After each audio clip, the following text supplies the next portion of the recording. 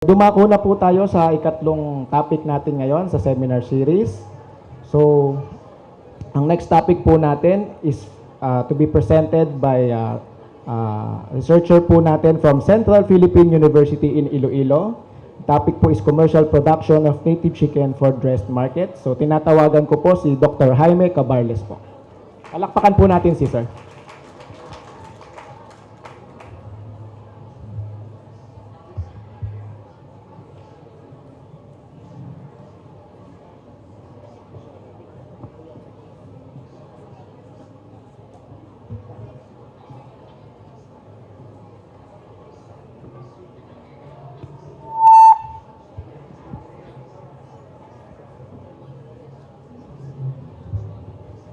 Has been detected.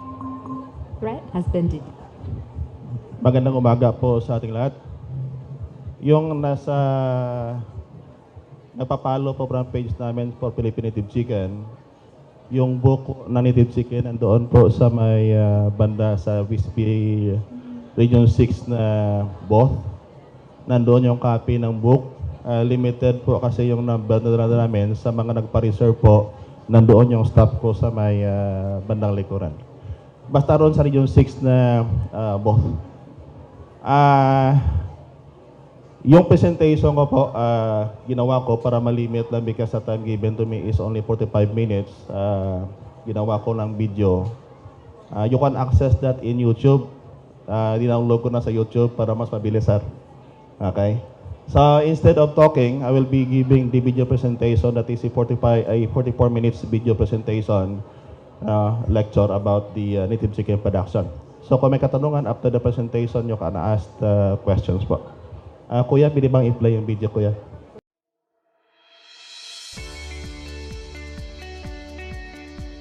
Magandang araw po sa ating lahat. Yung topic natin for discussion today will be focusing on commercial production of organic Philippine native chicken for market. Pag sinabi natin for market, ibig sabihin, we'll be raising only native chicken na up to 3 months old o maximum na yung number ng days na yan.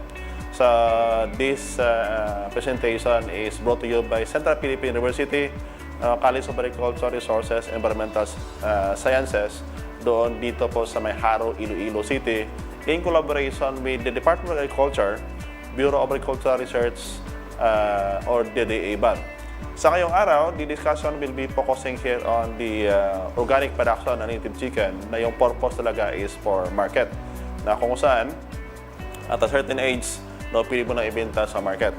But looking on what we call the industry situation, compare the data, we have the growth in terms of the inventory in the country way back from 2014 to 2016. It shows that the trending in terms of population of native chicken, there is what we call the increasing trend in terms of the population inventory. So meaning that from that year 2014 to 2015, even right now, the 2016, the growth is at around 2.87 to 3.31 increases in population every year. This is in comparison also that the larger percentage of this one can be due to what we call the presence of our native chicken. Yung inventory kasi it used to focus on the improved and the native chicken. When we say about improved is this native chicken, na tinatawag natin na pari native chicken, and some of it is considered to be the crossbreed or the upgrade between the native chicken and the parent native chicken. So the inventory, it seems like that there is what we call the increasing trend in the population inventory. Only to know that compare natin with the population in terms of population of the commercial breeds that will cover broiler in layers, na medyo marami-rami ng konti yung commercial breed ng layer at saka yung broiler. In terms of the distribution of the native chicken in the different regions in the country, it is found that the region having the largest population of native chicken is in Western Visayas. So when we say about Western Visayas, it used to cover the area of Iloilo, Antique, Negros Occidental, Capiz, Aklan, and Guimaras. In this region, the population, the present population, it shows that the population is about mga 13 million heads. So meaning is about 13 million. Ganyan kadami po yung manok dito sa Western Visayas. No? And this region is considered to be the home of distinctive taste of native chicken. So this is what they call in terms of the industry. Kung saan po natin, kung tingnan natin, na all the researches on native chicken can be found in Western Visayas. And modesty aside, the Central Philippine University Research Station for Native Chicken is one of the largest stations for native chicken in this country. Kung tingnan po natin ang investment opportunities natin on native chicken, aside from we'll be discussing on what they call the in terms of the protocol or the methodology or the package of technology in growing native chicken, we'll first tackling some information related to the investment opportunities. Ibig sabihin na pag ikaw yung investor, ano bang posible na pwede mong invest aside from the growing of native chicken. Actually, kung tingnan po natin, the input requirement in this production is greater. We say about input, aside from the DOC, the source of the day-old chicks of native chicken, we also requiring about the supplemental feeds, even the housing, yung isa pa doon is in terms of the feed milling, andoon sa po in relation po sa supplemental feeds. However, ang isa pa doon is in terms of the practices or the possible undertaking na kung saan yung isa doon sa pinaka-importante naman is in terms of the flock health management. In terms of flock health management, speaking about organic, meaning that we'll be raising native chicken not free from synthetic chemical, like antibiotics and feed preservatives and other feed additives. So aside from the input requirement, yung logistic po in terms of the transport of chicken from one area into another is another investment priorities. Bakit? Kinakailangan po natin kasi na kung saan, if we can transport the chicken from one area into another, we can do it. Given the demand right now that it keep on increasing, and we should find the right market na kung saan pwede po natin ibenta yung manok, and logistic is very critical. And aside from it, to maintain the freshness of the product, we need also some packaging. Ibig sabihin, we see about packaging, ano bang appropriate na package natin para paghanda natin yung manok. Packaging is very critical to maintain the freshness of the product. That is why that in CPU, we have what they call the packaging engineering. This is one in the Philippines that used, whereby it teaches a student on how to do proper packaging and even the machinery requirement that is in the Central Philippine University. And we have also what they call the support services. And we say about support services, this is in relation to what they call the technical input of running the native chicken or raising native chicken on commercial scale. The technical input is very critical indeed in the success of this kind of undertaking. So meaning these are what they call the necessary inputs or the requirement in putting up your native chicken flock. However, in the putting up of native chicken flock, if you have the native chicken, you have the roosters and the hen.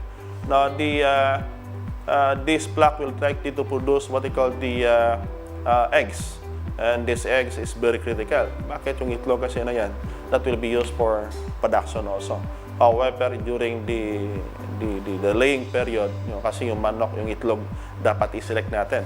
So those egg suited for incubation is selected over those egg that is not suited for egg production, for hatching. Kasi yung itlog naman na hindi may dala doon for hatching can be sold at as fresh, fertilized table egg. Yun ang pinakaiba niya. In terms of the selection process, tingnan po natin that yung pag-select po natin is that the eggs weighing less than 35 grams should not be included in the incubation. Bakit po? Yung itlog kasi na maliliit po, it will produce what they call the smaller chicks. Pag maliliit yung CCU po, mortality-wise increases, and even what they call the growth by itself, masyadong mababa. So kailangan po natin na dapat yung itlog po, it should be 35 grams and up. And those egg weighing less than 35 grams can be sold to the market. However, to those who are opting to produce native chicken egg na talagang produced by Philippine native chicken, ang magiging problema po natin po, medyo may kamahalan ng konti yung production ng native chicken egg. Bakit po? Iba po kasi yung tawag dito yung production na native chicken. Sa native chicken po, usually po yung pinakamataas doon na egg production, pumapalo from 35 to 40, unlike for the commercial breed, whereby it can produce even as many as 90% or even more than 90% of egg production daily. Meaning for every 100 heads na manok natin, no, it would likely to produce that number. However, for native chicken, yung maximum po ay pumapalo doon lang sa 40% and it can even below as less than 10%. The average po ng egg production native chicken, palagay natin 25%, and then you'll be using supplemental feeds for native chicken. It may cost even up to, it ranges from 15 pesos to 19 pesos po yung per piece ng itlog. So, if you're going to sold that in market, medyo may kamalan sa ng konti. Yung kung bakit na ang binibenta lang sa market is those egg na hindi madala for incubation. So, those egg that will be classified no, for incubation, usually po ay in-incubate for 18 days. Ang incubator po may dalawang klase po. We have what they call the seater and then we have what they call the hatcher. Pag sinabi po natin na hatcher, seater, doon po ilagay yung itlog from day 1 to day 18. Pagdating naman doon sa day 19 hanggang day 22, dapat yung itlog po ay at the day 19, dapat isalin po doon sa hatcher. Ibig sabihin na yung pagpapisa po talaga is yung paggawa ng sisiyo, palabas ng sisiyo sa itlog is dapat doon on the 19 to 22 days na dapat doon nakalagay sa ating hatcher. Ayun yung DOC na yan o the-old chicks. Actually, paglabas ng itlog po doon sa hatcher, hindi po talaga sa nasabihin natin na 1 day old. Ibig sabihin na 1 day old after pulling them out of the hatcher. Pero kung yung itlog po nagpisa po in the 19th day, ibig sabihin paglabas yan sa hatcher, it can be on the 3rd or the 4th day after hatching. So yung sisiyo po, this can be, again, this can be raised. Isa po sa nakita namin in terms of the demand that based on the request, no, dito po, because we have what they call the page, no, the Philippine Native Chicken page. Kung makita po nyo yung page na yan, their number of Philippine Native Chicken page per yung sa amin sa CPU, makita nyo doon na this is developed out of the researches coming from Central Philippine University. Ibig sabihin, yan po ang page na minamanage po namin.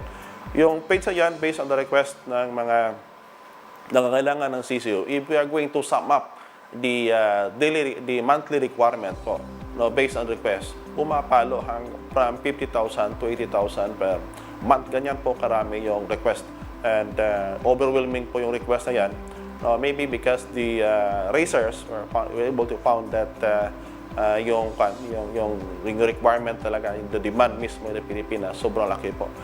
If we're going to base on the data way back in 2013 and even at the present, it is found that the requirement of the country in terms of number, it even reaches up to more than 200 million plus head of chicken is still required in this country. Ganyan po kadami. Ibig sabihin na the engagement, it should be done by a group, and this can only not be supplied by one institution or one racer, but this should be supplied by the commercial racer talaga ng native chicken.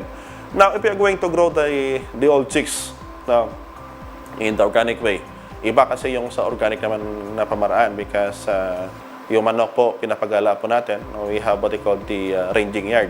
So, it may reaches up to 3 months old based on the data that we have at the station. Now, in 3 months time, usually it is already weighing about mga 800 to 900 grams. Usually po sa pag-market natin ng native chicken, yung pinagkaiba with the commercial breed is that for native chicken, usually we prepare to market it at a weight about 800 to 900. Bakit? Doon pa kasi yung edad na kung saan yung lasa po ng manok is talagang iba talaga yung lasa niya. Medyo masasarap po yung lasa niya at that age. However, when it reaches more than 4 months old po, umiiba naman. Bakit? Because it is the presence of what they call the pre-amino acid. Now, on the process po, you have to produce what they call the growers. Ang growers po na ito, no, usually aging about 3 months old, if you want to go further, no, you can select the chicken. Yung manok po na hindi maipasa doon for the selection to become as a breeder, that can be dressed and then sell in the market. However, yung breeder po, na kasi po yung usually the marketed age of the breeder na native chicken, it usually ranges from 3 to 5 months. It depends on the breeder. Mayroon po kasi nabibenta na manok 3 to 4 months old. Iba kasi yung price, mas mura kasi yan compared than selling the chicken na kung saan yung edad niya is between 4 to 5 months. Dito po sa may Central Philippine University, we're selling the breeders. Complete it is with vaccination. Mahirap na kasi na isugal yung manok natin considering that we are investing here by the millions. So these are what they call the update. You have the growers, the selected one can be sold as a breeder, while the other can be sold as what they call the for dressed chicken toward to our consumers. The breeders can be sold to those who are interested to have it to be raised in the area. And usually po, we suggest na you better purchase breeder po talaga na native chicken na kung saan na ma-identify mo talaga na that using the local strain. Iba kasi yung sinasabihin natin na foreign native chicken. Foreign, ang tawag doon is what they call the colored broilers. Malaki yung katawan. Iba kasi ang katawan ng native natin compared with the colored broilers. Now, in terms of the chain of the market, from the raiser, it may pass to different layers of middlemen.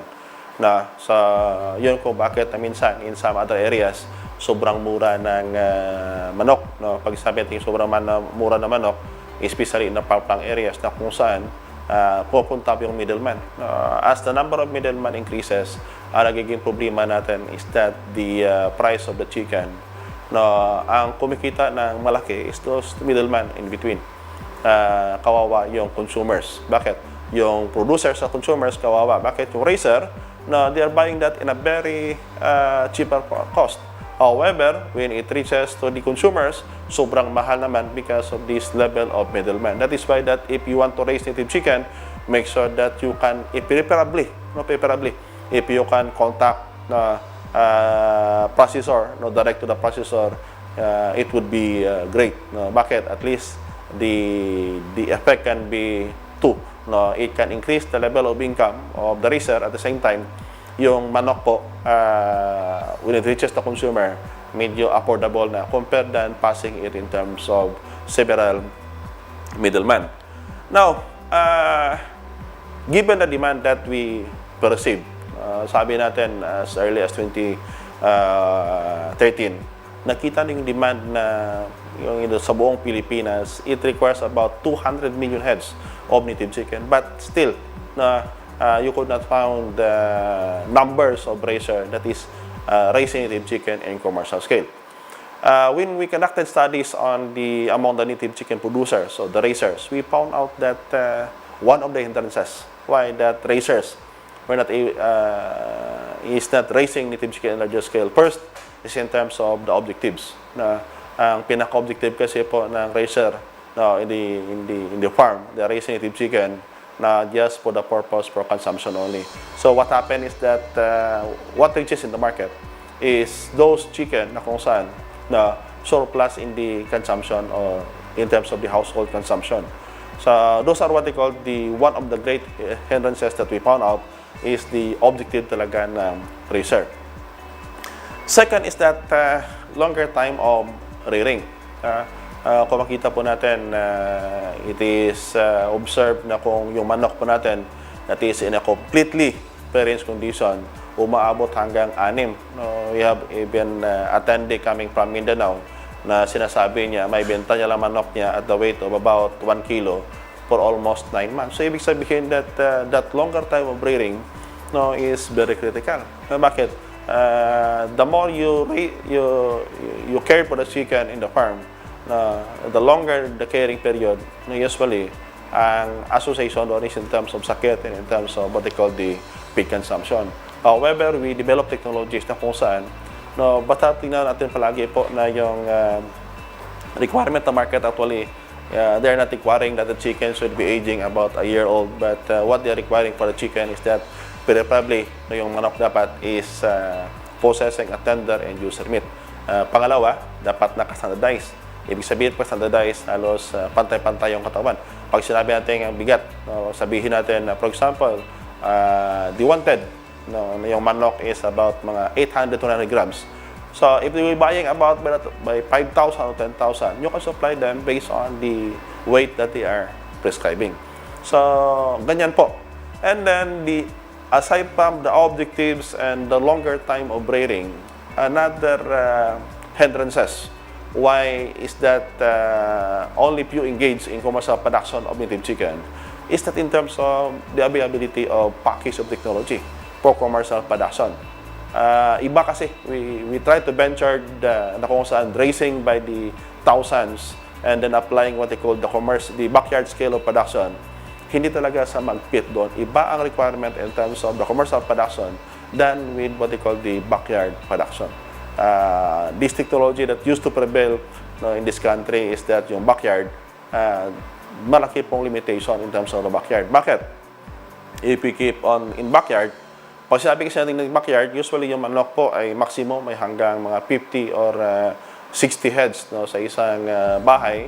Pero pag sinabi natin pag commercial, umaabot hanggang 500 and even by 1,000. So, the third limitation is in terms of the package of technology. That is why we are grateful enough to the Department of Agriculture and the Department of Science and Technology na kung saan po pinigyan kami po ng appropriate na resources para po mag-develop ng packages of technology for commercial production of native chicken.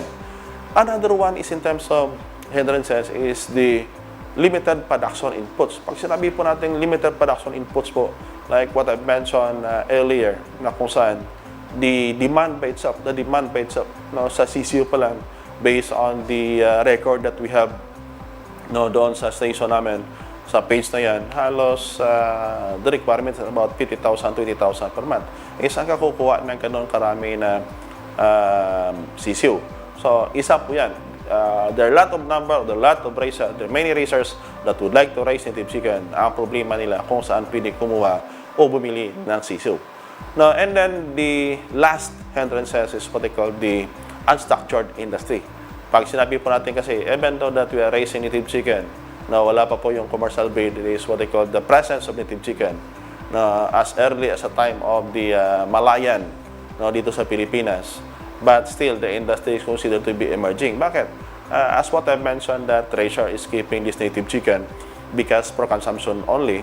So, ganyan po nangyari na bakit na still in emerging process. So, the structured market, when we say about unstructured market, sabihin natin, sino ba yung nag-aalaga, ilang number ba yan, saan patapos pag-alaga about the market, saan dinala, saan yung dressing plant for it, and then for the processing, and then for packaging, saan po. And then even for the market, bakit? You could not find anywhere the native chicken. In the farm, you can have it, but in urban areas, na madalang makita kung saan talaga yung lugar na binibintahan po ng ating native chicken. So, these hindrances are the one that used to what they call that, na pinapatagal po ang pag-emerge o pag-boilo po ng industriya natin sa native chicken. Hoping that in terms of the objective, I know that the participants here are eager to learn and to raise native chicken in commercial scale. Sana po yung technology natin in commercial scale of production can be adapted so that we can meet the requirement.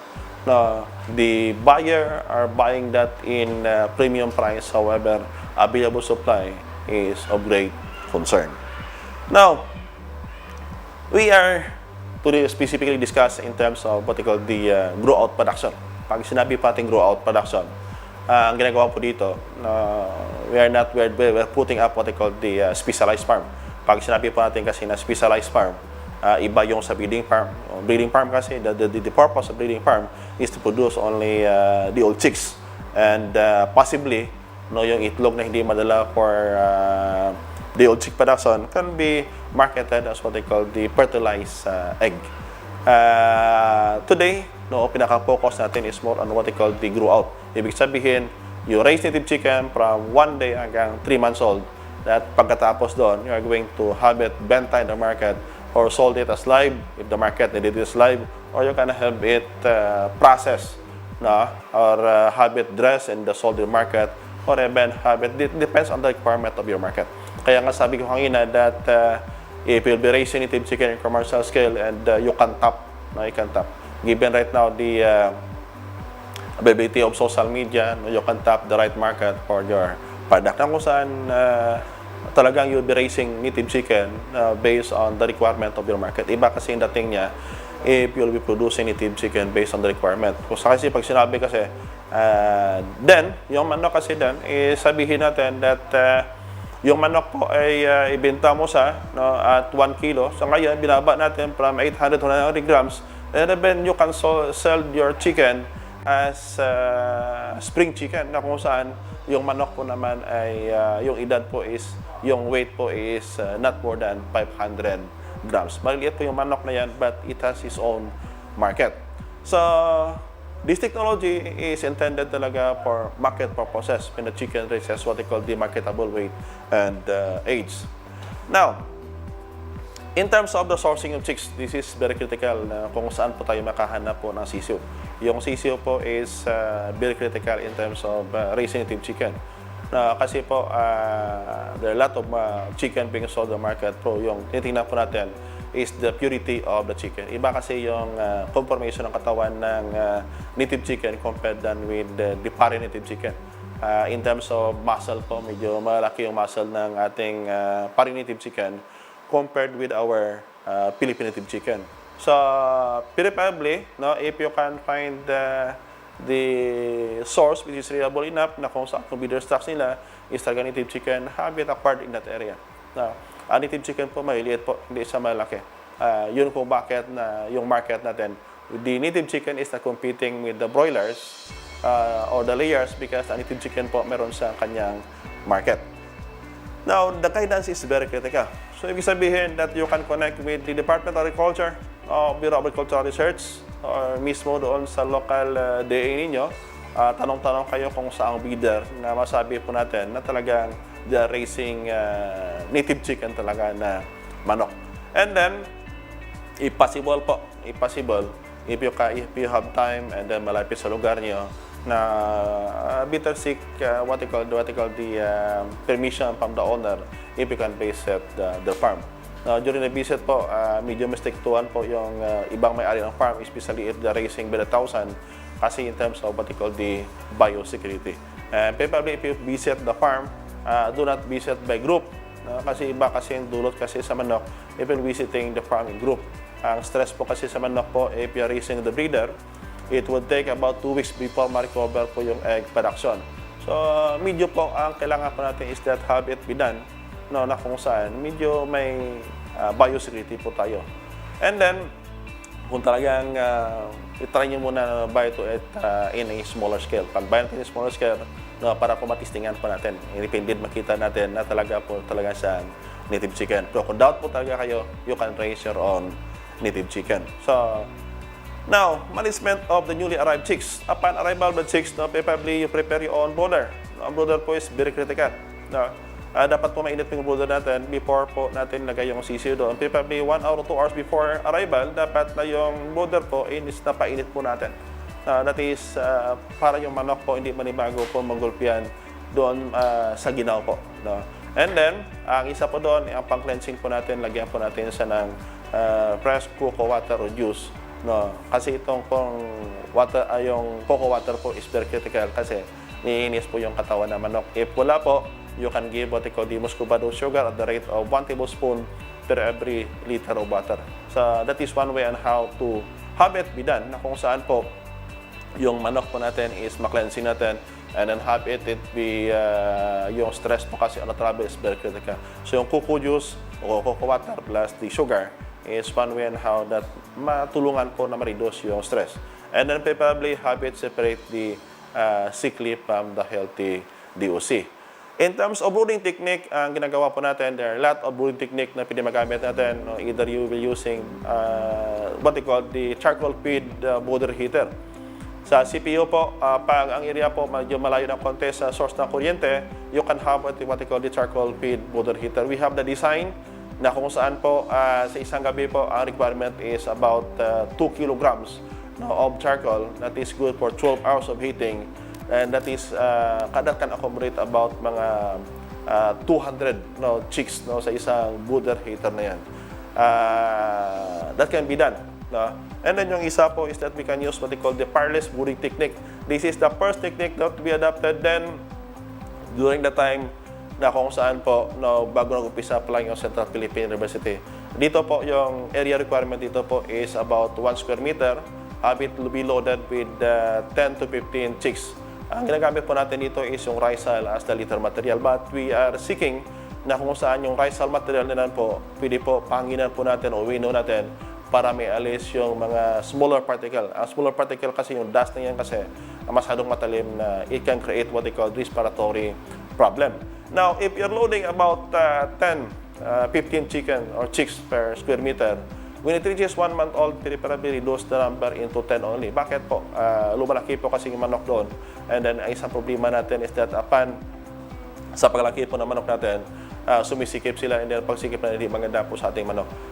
It will be raising up to, because po dito sa buri ito, pinapaabot natin hanggang 45 days yung manok doon sa loob ng brooder. And preferably, before you have it, the range in the area, better have it be done na kung saan po yung manok po is about 45 days old na doon sa brooder natin para fully adapted sa area. Pero tingnan po natin palagi na if you will be raising them in the ranging yard, usually po, ang reduction in terms of weight, that is about 20% ng weight niya po ma-reduce po upon putting them in the ranging yard.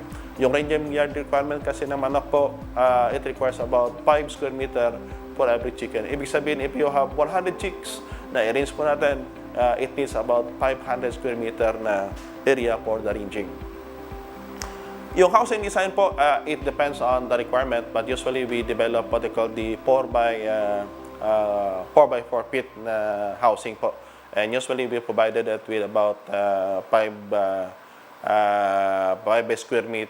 meters by about 15 or 20 square meters na kung saan that is enough to hold about 20 chicken. It depends on your requirement. Again po, yung focus po ng production natin dito is more on what they call the organic. Iba po naman kasi yung we have also technology na kung saan yung technology naman na yan, it requires what they call the smaller space. However, in terms of the organic production, ito po ang require namin. Na if you have the space, yung space requirement niya is about 5 square meter per bird. Kasi in terms of the other technology that we have in terms of commercial production, yung ranging yard kasi iniba namin. You can check our Facebook page for that technology na kung saan po in limited space naman, maraming manok ang pili nyo malagaan. And if you have some queries, we have also the book na kung saan po, ang book na yan po is commercial production of organic Philippine native chicken. Nandoon din ang kompletong information in terms of the housing design and even what they call the ranging yard. Now, in terms of the housing, what we are adopting is that we are using what we call the, kung tingnan po natin, para po sa greenhouse. We are using this kind of technology kasi po, pang matagalan po. Medyo may kamalan po ang konti yung investment. However, in terms of the longevity, it even reaches up to 10 years. Na kung saan, if we're going to have it be distributed yung cost po, masyadong mababa pong cost per every year. Ang purpose naman ng housing ito, if we have what we call the this kind of housing, yung init po makapasok sa loob, and at the same time, because we're using the walling, screen yung walling, the entrance of the air is free-flowing.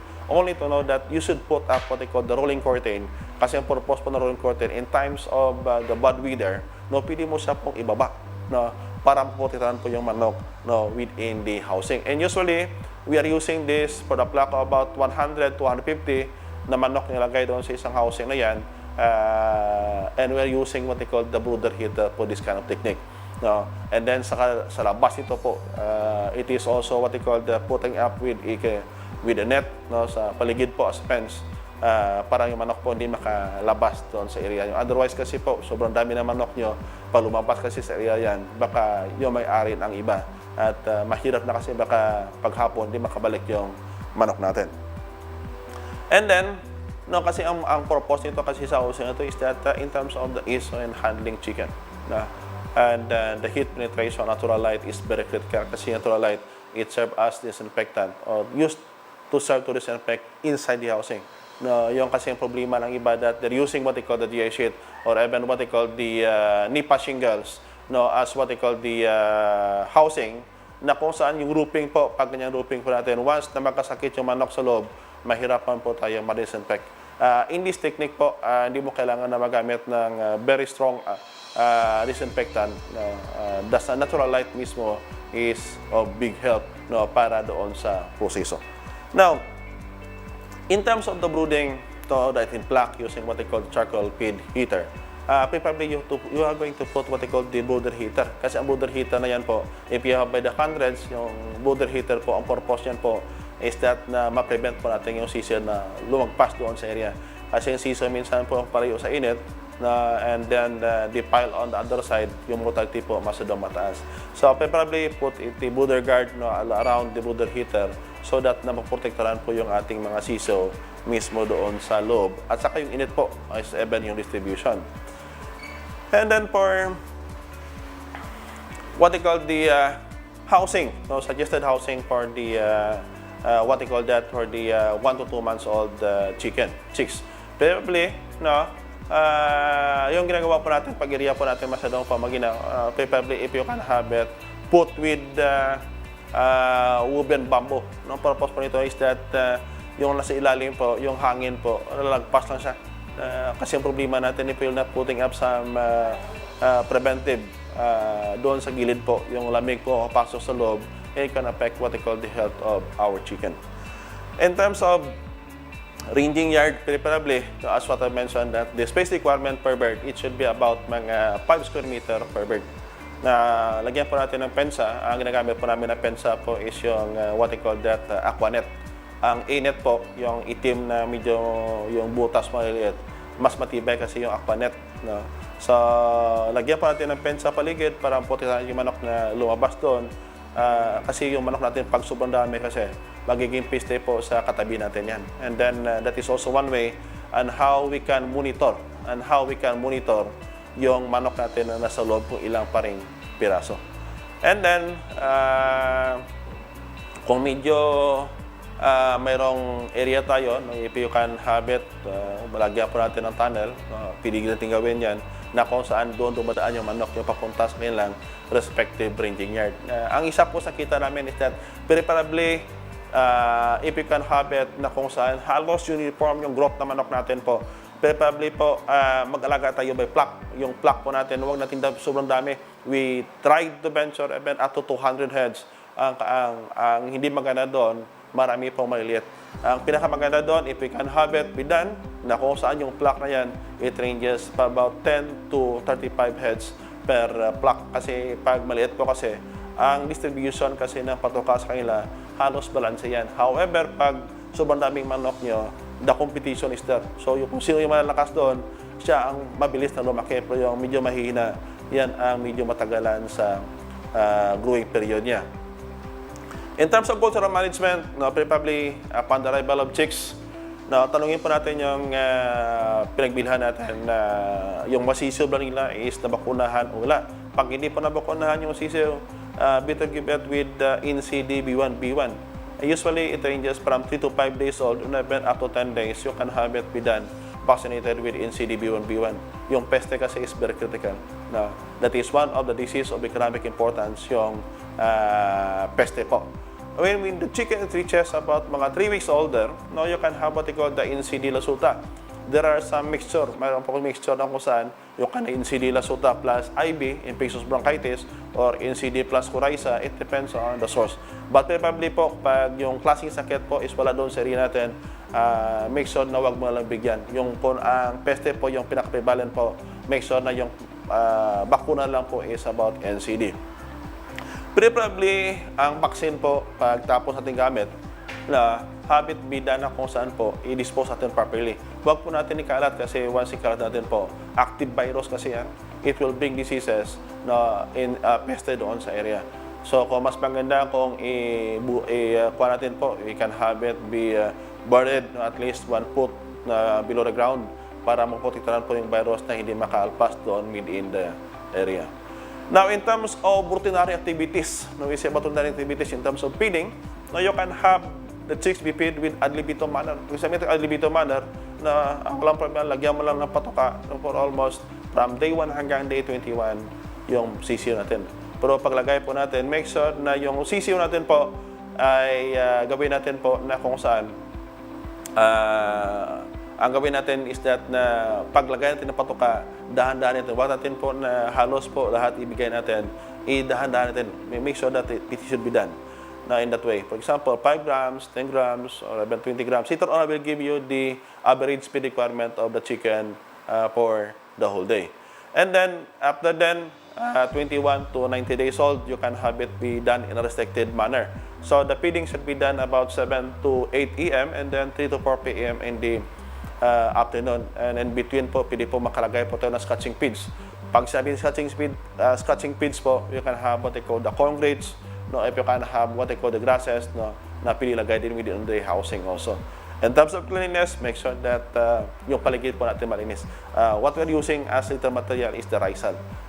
Pag yung rice hull po, bago po, palitan yung rice hull pag sa tingin niyo po, medyo nabubulok na o di kaya medyo basa po. Kasi pag basa o nabubulok yan, magiging problema po natin within the farm. Ang green pins po is very critical. No, usually, bigay po natin ito sa ating mga sisiyo if yung manok natin is doon na po sa ika-45 days. Bakit po? During that age po, ang digestive system nila po halos medyo capable na to digest what they call the high fiber feeds. Ang grasses po is very critical. What you can do is that you can have a mixture of about 75% supplemental feeds and have it added with what they call 25% po ng finely chopped na green feeds. Ano ba mga klase ng green feeds that you can use? You can have what they call the kangkong, trichantera, even kamuti tops, and even grasses na succulent. It can be finely chopped and then mixed with the feeds that we are offering to our native chicken. Now, in terms of flock nutrition management, as I mentioned, ito po yung guidelines natin. Based on the observation that we have in the farm, preferably raise your chicken only up to 90 days. No, doon po kasi makita po natin based on data na makita nyo sa screen nyo na yung live weight ng sisiyo natin, it start from about 40.48 grams. No, pagdating po doon sa ika 85 to 91 days, no, pumapalo na yan about 925 yung pinaka-average na weight niya. If I'm going to compare the live weight gain and feed consumption, makita po natin na yung live weight gain, average daily weight gain niya po, no, pagdating doon sa 90 po, yung pinakamataas kasi na live weight gain na about 19.21 grams ay doon yan between 71 to 77 days. However, after that day, it is starting to declining. So parang hindi yata tolerable pag if you'll be raising native chicken more than 90 days. Ibig sabihin po na yung gastos po natin sa patoka po could not be compensated by the live weight gain of the chicken. That is why that will be raising native chicken only up to 3 months old po. In terms of, kaya nga sabi ko dapat na tingnan po natin kasi in terms of the breeding, probably kasi ko pag inahin po is about 1.5 kilograms po at yung tandang po is about 2.5 po. Sigurado po tayo na yung manok kasi at the age of 90 days, given the procedure that I mentioned here, pwede sa may benta in 90 days, weighing about at the average of 925 grams. In terms of supplemental feedings po, as requested po ng karamihan sa page po na Preparative Chicken, dito po nyo makikita yung formulation namin ng patoka that is being used for the native chicken. Pero probably po, ang isa lang doon na tandaan natin na huwag po natin i-mix yung oyster shell, no, yung oyster shell when the chicks is aging between 1 to 60 days old. Bakit po? Kasi pag nilagyan po natin ng 1 to 30 days po, pag nilagyan po natin ng oyster shell yan po, very critical po. Sobrang taas ng asin kasi yung sisig nyo parang hindi ata lalaki yan. So this is what we call the formulation for the pre-starter. This is for the chick aging from 1 to 30 days old. Yung second po is in terms of the formulation naman for 31 to 60 days old. Yung natural, yung native chicken feed additives or premix po and the natural methionine can be acquired directly from Central Philippine University po. All the rest po, pwede nyo ma-acquire doon na mismo sa area nyo. No? So, these are what we call the supplemental feeds for your native chicken that they can use in the process. Kung ang manok nyo naman is from 61 to 90 days old, ganito din po yung ating pwede magamit. And it is in the stage whereby ang oysters po pwede nyo magamit po at the rate of about 2 kilograms. Pag mo nyo sobrang dami po, it can affect what they call the growth of your native chicken. So, yun po ang mga formulation natin from 1 to 90 days old. So, yung mga queries nyo in the Philippine Native Chicken page in terms of the feed formulation, nandito po nyo makuha. And you can use that one as your processing. No? Mas mura kasi po kung kayo po ang gumagawa ng patoka na manok nyo, comparing that, buying that in the market. So that's all about our discussion for today. Hope that the information that we have shared can help you on the process. This is the technology specific for commercial production of organic Philippine native chicken na kung saan po mayroong galaan po. Pakibantay lang po if you want other technology na commercial production of native chicken na yung maliit na space, you can raise a number of chicken. Now, please follow our page, the Philippine Native Chicken page, na kung saan po doon nyo ma-scroll yung information on the other technology of raising Philippine Native Chicken. Again po, thank you very much.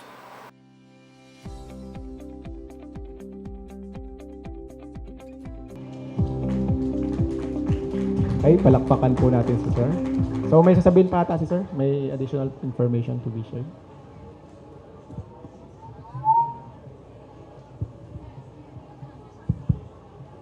Sa hindi po nakaabot, nakalagay po yan sa YouTube. You can check the YouTube. Basta yung kanyang makalagay doon is yung sa CPU TV. So, buong documentation namin nakalagay doon. We have also the YouTube channel na yung mga clippings sa mga seminar namin is also presented in that channel. Para pili yung ma-download libre kasi yan. So, the formulation that is being always queried in the our page, no? Nandoon na. Hoping makatulong yan sa inyo. We have 2 packages of technology. Ito kasi is for on the organic production. Meron din kami technology for commercial production na iba din. No? Kindly follow us in our Philippine Native Chicken page. Doon nyo po makita yung mga development. And then we have also conducting series of monthly seminars. No? We have what they call the detailed seminars, no? Specific seminar. Usually we're doing that every month. So kung may makailangan kayo, no, usually the seminar that we're conducting, Iloilo based lang yan because we have the facility in Iloilo na pili nyo po makita yung technology namin. Otherwise, if we keep on bringing seminar other areas na wala kayo makita, sayang po kasi. So sa libro naman po, limited lang dala namin. You can visit the Western Visayas both, no, para makita yung libro. Medyo may kamahalan na ng konti because we are using also a good quality paper at saka naka hardbound kasi yan. All the technology that we develop in the Central Philippine University Research Station, doon nyo po makikita lahat yan. Pati yung economics of producing native chicken, nandoon din yon at saka yung ibang formulation ng patoka, nandoon din. In terms of the flock health management, yung mga pantambal sa sakit na manok nyo, no, pwede nyo doon makita, no, yung plants na pwede magamit nyo in terms of controlling the diseases. So yung libro na yan medyo limited lang, but if you want the copy pa na ubos yan, you can contact us, no, in the Philippine Native Chicken.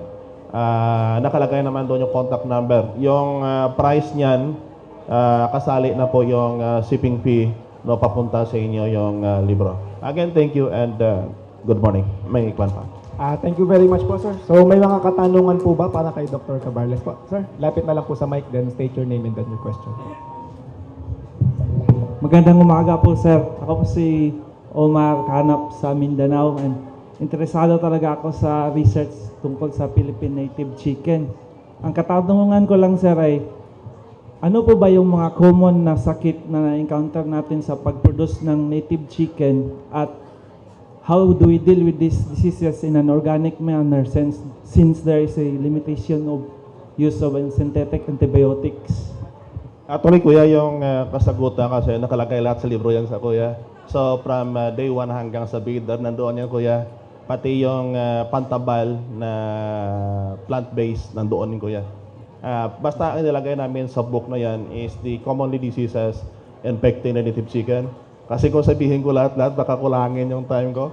Naroon niya kuya sa libro, wala ka problema. Lahat-lahat napasulat doon, pati yung sakit, for example,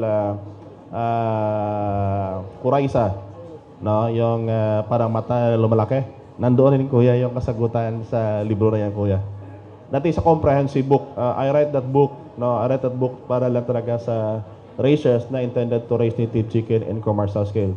Iba kasi kuya yung technology pag ginamit natin yung backyard than the commercial one. But if you have time kuya na makapunta in Iloilo, you can visit our research station in may tatlo kasi kami research station. Yung isa po is nandoon po sa may Central Philippine University mismo kasi yung processing facility namin at saka hatchery nandoon kasi. Yung isa namin is in Saraga Farm, that is an integrated farming system whereby in-integrate namin yung manok, isda, African hito, pati saging nandoon na. In Leon Farm naman namin, that is a specialized breeding area, na doon nakapalagay yung 1,000 na breeder stocks namin in Leon. But in terms sa tanong mo kuya, nandoon kasi yan sa libro lahat kuya. Salamat, sir. Ah. Thank you po. May isa pa pong katanungan, sir. Lapit lang po sa mic. At pakisabi yung pangalan po. Good morning, sir. From Masbate. Sir, hingi lang po sana ako ng rough estimate kapag gusto ko mag-alaga ng 100 heads na inahin, kung magkano yung total rough estimate na capital. Lahat. Sa libro kasi sa tingnan mo yung initial investment, sir. Nakapaloob yan, sir, sa economics niya. Kung por ejemplo, ganito yung number mo, magkano ba? Usually sa kuya yung pinaka-rough estimate namin when it comes sa housing niya, it requires about 1,200 pesos. Yung sa housing pala nga, per head kasi yung counting. Per head kasi yung counting. Kung i-sum up mo sa kuya, if you want to raise native chicken in commercial scale, na kung saan yung bibilhin mo is about 4 to 5 months old. Yung first starting expense mo pala ha, ang starting expense mo for 1,000, aabot yan ng mga near 1 million kuya. Starting expense lang. Pero kung if you want to raise it, kasi yung sa amin kasi more on commercial scale kami, Apo. iba kasi kung usapan pag backyard. Pag initial investment requirement mo for 1,000, that is tantamount to about mga mga about near to 3 million kuya. 1,000 heads. Sa 1,000 heads. Ang sa amin kasi yung usapan doon, pag sinabi namin 1,000, we are not counting for the roster, inahin lang yan. Inahin lang. But the housing that yung gamitin mo kuya is made up of collapsible housing.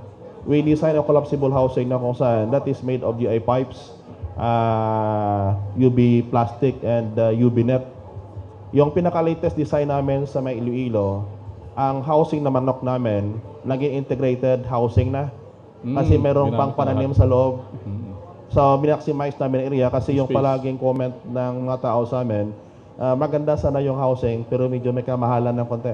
But if you're going to have it na i-distribute over the year, mas mura sa kuya i-compare sa gamitan mo sa ng locally available materials. Kasi aabot yan ng 10 years na hindi masira to kuya. But if you have time siguro kung makapunta ka ng Iloilo bago ka umuwi ng Masbate, you can see our research station para makita mo kuya kung paano namin ginawa yan. But that is in the commercial scale kuya. Yung 1,000 na inahin, mga ilan yung rooster na kailangan? Yung ratio kuya is 7:1. Bali yung 7:1 na yan, 7 inahin sa isang tandang. Huwag kang sumobra, kasi pag sumobra ka ng konti, fertility at stability affected. Pag nagbawas ka ng konti, expenses kasi pag maraming roster kuya. So what we observe for commercial production, we are suggesting the ratio of 1 roster for every 7 hens. Ang isa lang doon na ginawa namin, we try to venture even yung ranging area. Ang pinaka-kritika kasi sa manok pag you are going to raise that in a flock na kung saan maraming yung roster, very probably yung design kasi na yung pen measurement kasi namin, that is very critical talaga. That is about mga 4 by 8 feet. yung kakayahan niya in terms of holding the chicken, yung sa roaster at saka sa inahin, 1:7 yan. Bakit? If you're raising chicken by the thousands, and then pagalain mo sila, space requirement marami, suppose sakit, mahirapan ka, inventory-wise, mahirapan ka pa rin. If you are entrusting your project na meron kang tao, ang problema mo kasi inventory, kuya. Pag sinabi mong inventory, every week mag-inventory ka, for example, sa isang block pa lang, that is about mga 200, iba-ibang number. Pag ninakawan ka, lugi ka. Pero kung ginawa mong parang ganon, talagang may bawi ka, kuya. Nakakulong lang. Kulungan. But usually yung kulungan kasi, kuya, we are doing innovation na kung saan, sabi nga ng isang estudyante namin, sabi niya, yung manok lang daw, parang pang display lang. Kasi sa loob niya, kuya, merong mga tanim doon sa loob. Kasi greenhouse kasi yan. We try to modify a greenhouse na makapasok doon yung manok. Kasi ang kalimitan, if you are going to raise them in a flock na kung saan yung bubong mo made of GI sheet o di kaya nipa, ang nagiging problema mo yung papasok ng init, sakit-wise. At saka mas happy yung manok pag nakapenetrate yung init. Pero yung init, dapat kontrolado yan. What we are using is that we are using what they call a UV net na 50% shade siya. Para yung kalahati lang ng init na mapasok, ang ma-filter niya po yan. So that is one way on how to make the chicken more healthier. At saka yung pinaka-critical doon, kuya, is that preferably, if you have the breeder stocks, have it vaccinated. Otherwise, pag hindi mo pinakunahan kasi, kuya, napakarami na ng mga non-takers namin na halos nagkalulugi. Bakit? Because that believing about vaccination. Mahirap kasi, kuya, bakunahan yung sisiyo, mas maganda yung inahin. Pag nagkasakit yung inahin, kuya, dala-dala pati sa sisiyo. Minsan pag inatake pa yan, and then you're raising by the thousand, we are engaging by the million, and we are not speaking here of thousands. Kaya nga po, sa kalimitan sa amin pag mapunta, pag yung gusto lang is for backyard production, sabi ko, hindi mo kailangan ng training. Kasi mahal ang training fee namin. Tag 3,750 kasi per training po, 2-day seminar yan. So yung participants namin coming all throughout the Philippines na pupunta talaga sa Iloilo, yun ko bakit na yun ang papalo sa Philippine Native Chicken page. Ako po yung admin doon na yun ang isa sa reason bakit na hindi kami nagpalabas ng training outside of Iloilo. Bakit? The demonstration area is very critical. Kahit magkwentuhan pa tayo ng 5 araw dito, walang kasilbi-silbi pag hindi mo makita ang practical niya na nandoon talaga. Learning is faster pag mayroong model kasi. So that is why that we are basing our all technology doon sa may Iloilo. Kahit yung isang estudyante namin from Cavite, we're able to establish or put up a feed mill. Alam mo kung magkano investment niya? 30 million. Nang pumunta ng Iloilo, yung feed mill namin, nakapable of producing about 10 tons per week. Yung investment requirement namin doon is less than 500,000 lang. But yung feed mill yan is talagang specified for native chicken only. Bakit? Yung patoka nyo kasi is very critical yan. Ang ginagawa kasi natin in terms of feed formulation, parang shotgun. Yung hammer mill kasi ginawa namin, we try to design in terms of composition between the bran or the powder form and the grit form of the feeds. Mas maganda kasi kung ang patoka nyo sa native chicken, hindi lahat bran. Dapat 40 to 50% or even 60% of the feed formulation that you have is made up of grits or cracked corn. Doon yan pumapasok bakit naka-corn based kami. Ang corn kasi, that is not only to compensate the protein requirement of your chicken, but the corn per se is one way also to help to minimize the effect of what they call the E. coli infection. Yon. Kaya lang we develop a hammer mill na kung saan lumalabas doon, that is already a 40-50 combination between bran and the cracked corn or the grits form. Medyo marami na kasi nalugi sa amin.